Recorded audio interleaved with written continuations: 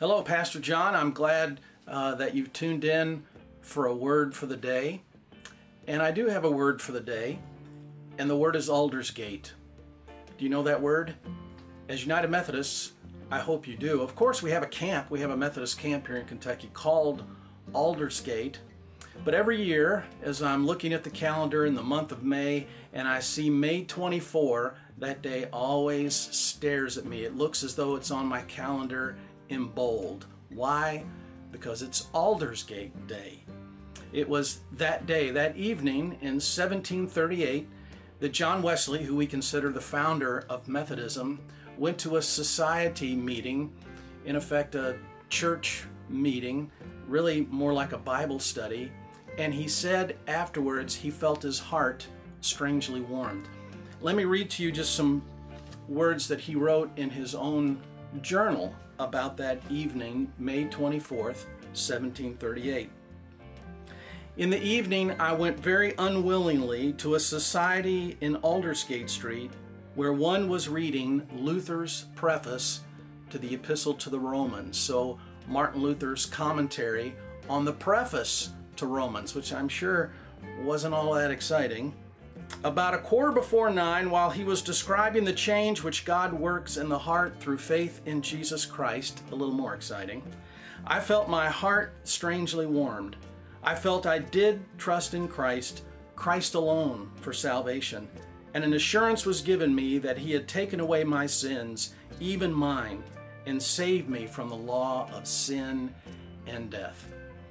And though some say this was John Wesley's conversion, it wasn't really his conversion. He'd already been a missionary to Georgia, somewhat of a failed missionary, and when he returned, he was broken in heart and in spirit. His brother Charles had a great experience just a week or so prior to his own experience. And again, much has been written about John Wesley and Aldersgate. Google that, do some reading, find a book.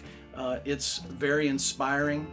256 years later, I was ordained an elder in the United Methodist Church in what was then the Louisville Conference, which later became the Kentucky Annual Conference. And so maybe that's why Aldersgate has even more significance for me, because that's the day that I was ordained.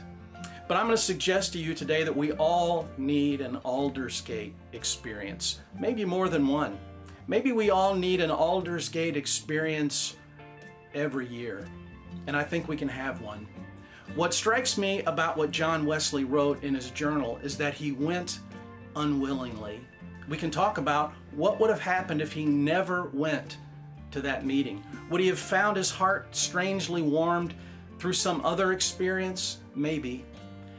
But what I want you to think about now, just for a moment, is that he went unwillingly. How often are we unwilling to listen to the Spirit? How often are we unwilling to do the things that might change us from the inside out? How often are we unwilling, maybe, to be obedient, to do the things that disciples of Jesus Christ are to do? I think we should contemplate more on surrendering ourselves, to allow the Spirit of God to work within us, to make ourselves more susceptible to having an Aldersgate experience, or a Main Street experience, or a North Fort Thomas Avenue experience. I don't know, wherever it is that we might find ourselves. Would you do that today? Would you contemplate a little more on how the Spirit might stir you within, that your own heart might be strangely warmed, not just to be a disciple, but to do the things that we are called to do as disciples of Jesus Christ? God bless us all on our journey.